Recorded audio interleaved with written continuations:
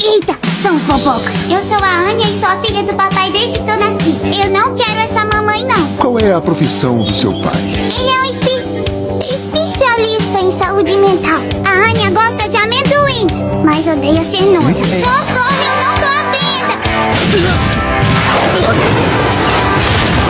Gato preto não dá azar, é superstição.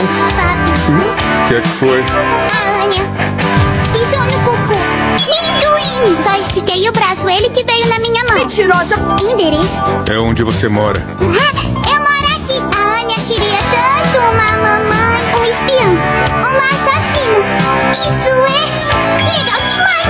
O mundo tá acabando. Vamos supor que você veja um amiguinho seu fazendo alguma coisa muito feia. O que você faz? Caio em cima dele, aí encho a cara dele de porrada e só deixo os restos. Me desculpa. Foi porque eu pisei no